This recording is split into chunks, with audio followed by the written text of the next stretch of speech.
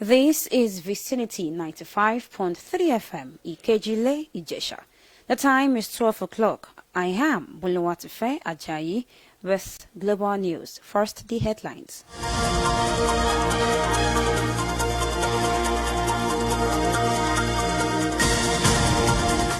Calls for regional government tops National Assembly constitutional amendment.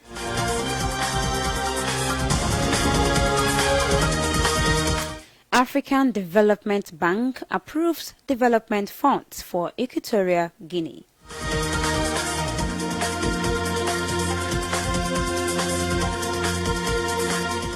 Flood and landslides claim 170 lives in Nepal.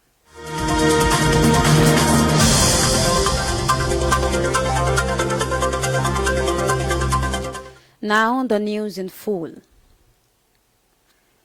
Nigerians have called for a return to regional system of government, also known as parliamentary. A member of the committee, Ali Ndume, at a two-day retreat in Kano, told newsmen the Senate committee reviewed the issues at the retreat, which include regional government, state police and local government autonomy, among others. This demand was raised at the National Assembly consideration of memoranda submitted by the public as part of the ongoing constitutional amendment process.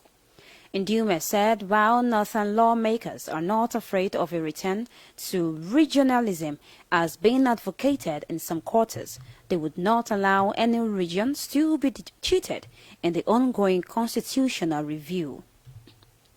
The chairman of the committee, Barau Jibrin, said the desirable amendment will have a far-reaching implications for generations to come if not done with utmost care and consideration, and lawmakers must ensure that decisions are in the best interest of Nigerians.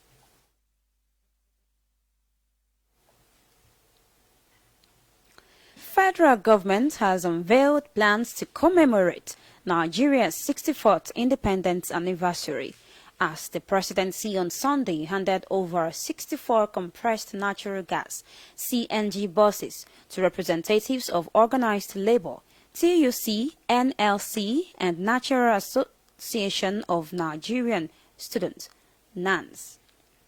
The Minister of Finance and Coordinating Minister of the Economy, Wale Edun, said the gesture was in commemoration of the country's 64th independence anniversary, adding that the government has vowed to ensure that the downward trend of inflation in the country was aggressively sustained.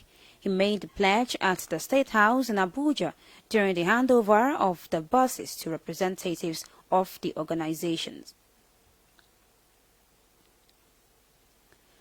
The domestic sales of crude oil in local currency to begin Tuesday, October 1. The Technical Subcommittee on Domestic Sales of Crude Oil in Local Currency on Sunday confirmed that the supply of crude in Naira by the Nigerian National Petroleum Company Limited to Dangote Petroleum Refinery will kick off. NNPCL will commence the supply of 385,000 barrels of oil per day in Naira. You will recall the committee announced that the Federal Executive Council, under the leadership of President Bola Tinubu, approved the sale of crude oil to local refineries in Naira and the corresponding purchase of petroleum products in Naira.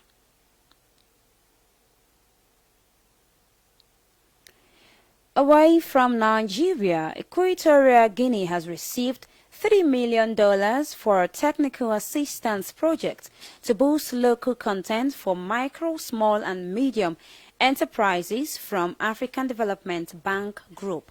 This will provide economic diversification to the West Central African country. The grant agreements were signed in the city of Malabo between the African Development Bank, the Ministry of Finance, Economy and Planning, and the United Nations Development Programme. This is Vicinity 95.3 FM, Ikeji Ile, Ijesha. Global news will continue shortly.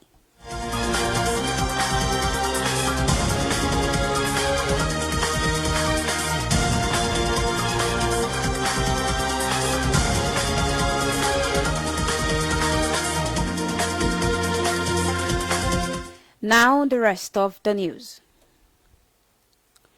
The Sudanese armed forces have denied claims that it bombed the United Arab Emirates embassy in Khartoum.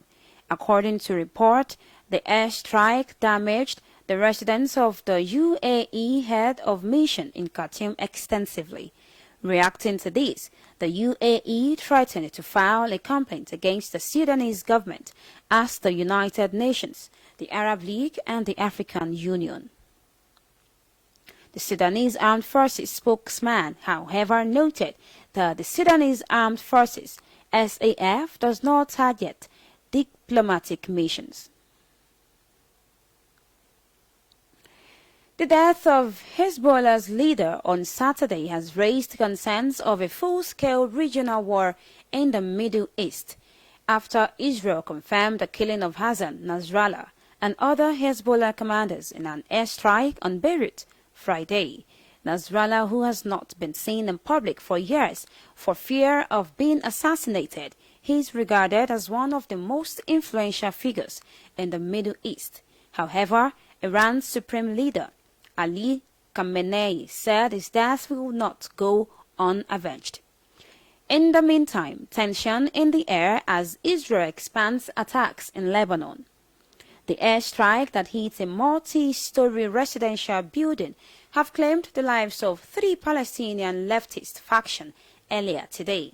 This was disclosed by the Popular Front for the Liberation of Palestine.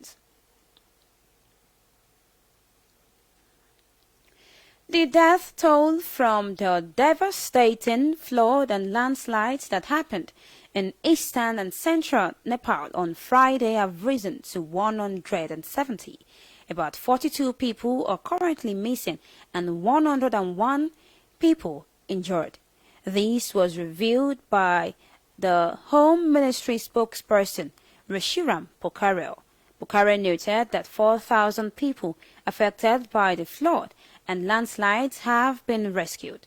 He further added that at least 322 houses and 16 bridges across the country were damaged. The climate and environmental expert at the International Center for Integrated Mountain Development, Aaron Bakhter, noted that the scale of the flooding is unexpected as it has never occurred before. 8 Colombian soldiers have been killed in a helicopter crash when the helicopter transporting them on a humanitarian mission crashed near the border with Venezuela on Sunday. Authorities said the soldiers were on a mission in the eastern department of Vichada. The Air Force said the helicopter was found after a search in a rural area of Kumaribo, adding there were no survivors.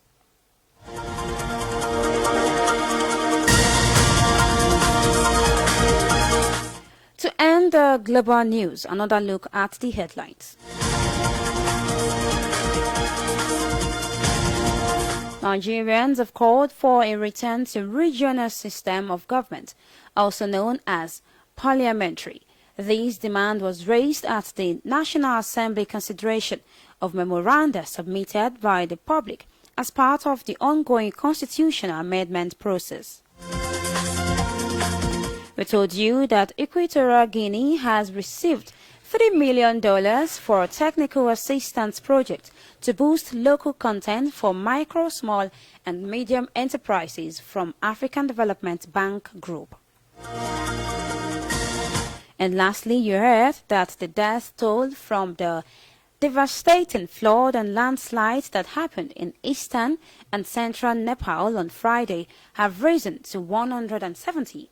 About 42 people are currently missing and 111 people injured.